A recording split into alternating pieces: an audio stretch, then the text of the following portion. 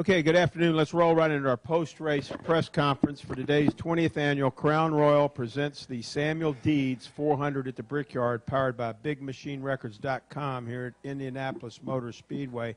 Our third place finisher is Kasey Kane, and he drove the number 5 Great Clips Chevrolet for Hendrick Motorsports.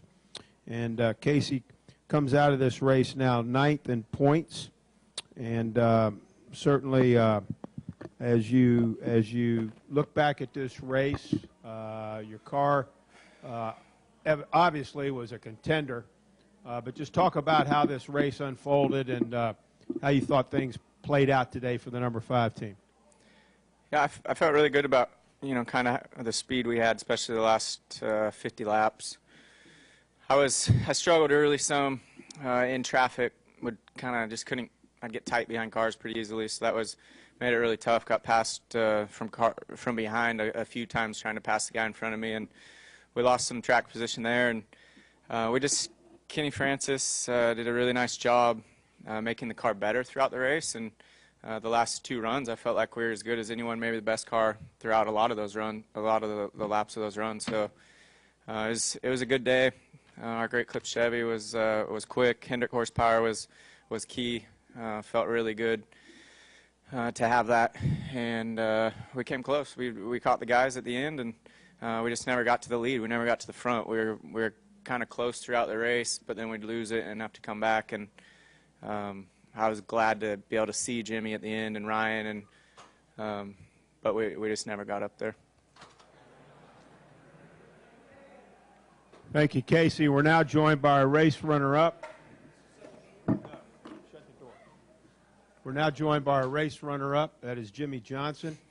He drove the number 48 Lowe's Cobalt Tool Chevrolet here today at Indianapolis. Jimmie continues to be our points leader in the NASCAR Sprint Cup Series. Jimmie, talk about this race out there today. Certainly one that your car was extremely strong, led throughout most of the day until that final pit stop. But just talk about the race out there today and how you thought things played out. Yeah, obviously we had a great race car and great performance. Track position was really important, especially the way my car was driving.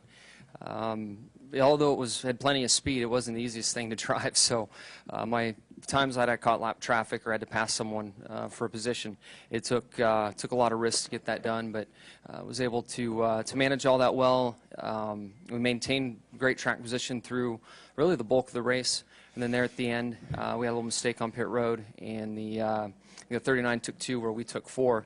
So once I got back to the track, I had a lot of distance to make up, and I got within probably 3 seconds and beat myself up pretty bad. And I think Ryan was just being smart too.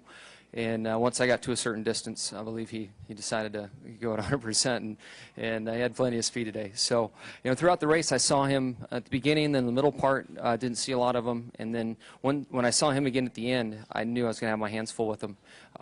His car had a lot of pace, and he was doing an amazing job around here. So, came up a little short, definitely not what we wanted, but still a very solid performance. Questions now for Jimmie or Kasey. We'll start over here with Tom, and then we'll go here to John. This one's for Jimmie. Tom Jensen from FoxSports.com.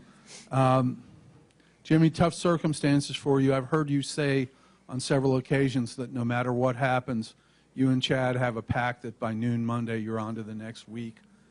A race like this, are you going to be able to let go of it that easily? We'll try.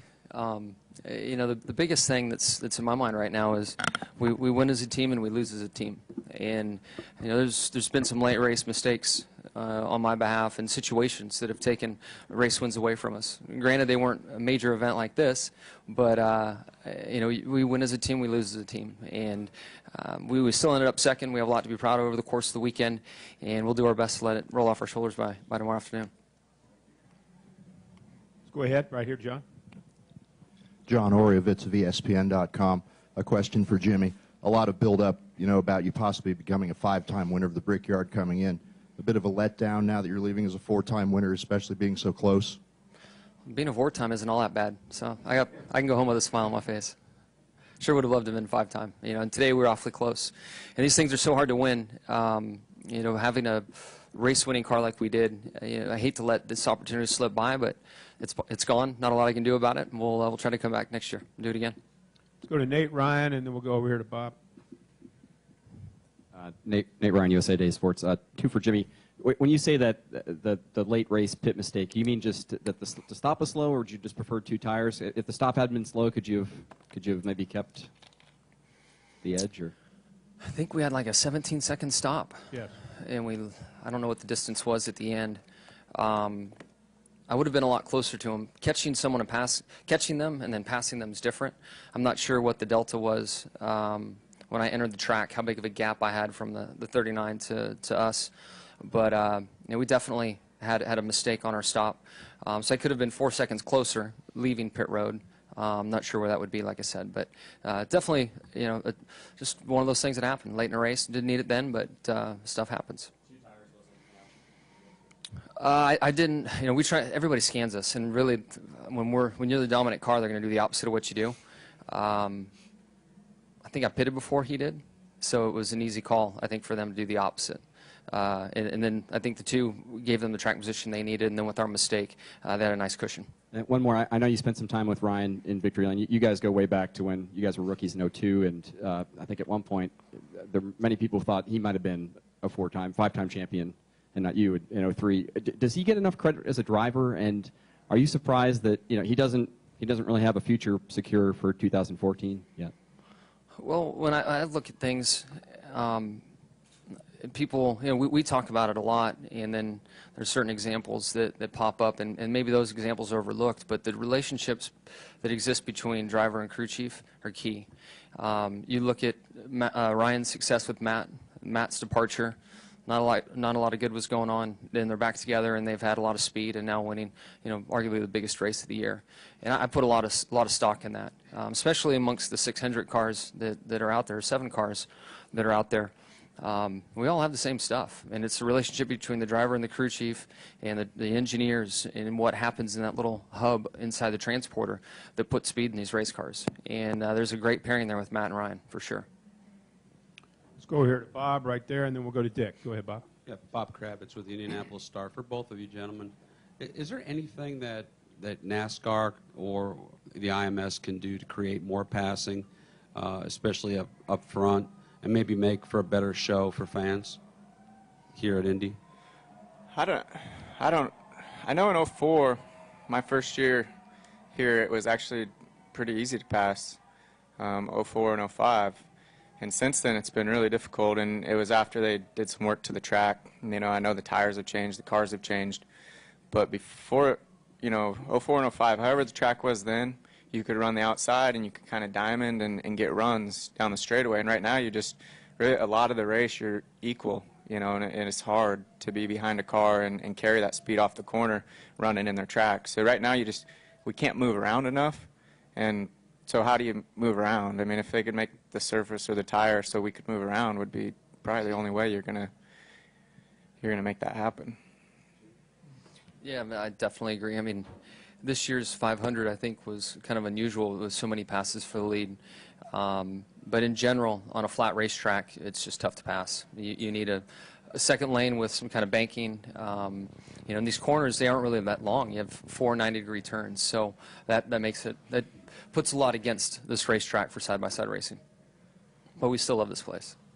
Go ahead, Dick. Yeah, Dick Nutman. Kasey, you didn't win, but getting up to third, is that still satisfying that you were able to reach that late in the race and be able to hang on to it? Yeah, it is. I came up here and wanted to win, and that was something that our team, we really shot for this weekend. We were really fast throughout the whole weekend, so we did a nice job. But early, the first 100 laps, 80 to 100 laps, we just gave away way too many spots, whether it was on the track or in the pits. We just gave away too many spots. In the last 2 runs, we did a lot of passing, made up a lot of ground, but we never got to the front, and we're just too far back the whole race. So after running a race like that and having everything that went on with our deal throughout the race, I feel really good about running third. Let's go back here to Zach, and then we'll go to Mike. Zach Albert, NASCAR.com for Kasey. There were a few weeks there, it's been several weeks ago, but where it seems like everything that could go wrong for you guys did. Do you feel like this and, maybe the last couple of weeks, Daytona aside from that, that you guys are turning it around, heading the right direction, and, the outlook for the rest of the summer heading toward the chase? Yeah, I feel good about where we're at. We're New Hampshire, we were on 11th, and now today, there's been races we've been fast, and just things happen the last month and a half, like you're saying, and it's racing, those things happen. But yeah, I feel good about the last 2 races and where we're at and where we're headed. We have great race cars and a really good team, strong group. So looking forward to it. We're still in that top 10, and we have a lot to shoot for and to make that chase. Take a question up here, Mike. Mike Neff from frontstretch.com for both of you. It was noticeable when guys had to pit off sequence for whatever reason. When they got back on the track, they were significantly faster with newer tires. Did the tires really fall off that much, or was it a matter of they were back in with slower cars and that's why they looked like they were quicker? I think it was a little of both.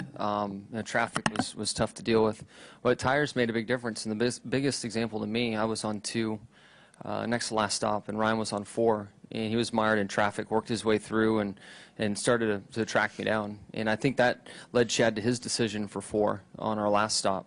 And then with us pitting before the 39, it was pretty easy for them to just go 2 at that point. But the 4 tires, they look like they're making up a lot of time. 39 was coming hard on us. Yeah, I never heard a lap time throughout the race for our guys, or myself. But to me, it just seemed like center off. You would just lose a lot of speed, spin your tires a lot easier the longer the run went. And when you put on tires, you could be way more aggressive with the throttle, and which had to have been a second at least, maybe more. Nate? For both of you guys, much is made about how this race is a title barometer, and the teams that do well here are chase contenders. Hendrick Engines, I think, had 7 of the top 8 today. What is that? Did it seem like that on the track that you guys were that much better, and does that send a message maybe to the rest of the garage? I know my stuff was running good. Yeah, mine felt good all day. Felt awesome. I didn't know that stat until you just mentioned it. But it takes a whole package. Certainly the engines. I have to imagine a lot of those engines also had Hendrick chassis under them too. So we've got a great company and a lot of tools to go win races with them. Okay, guys. Thank you, Kasey, Jimmie. Congratulations on outstanding Thanks. performance. Good luck next week at Pocono.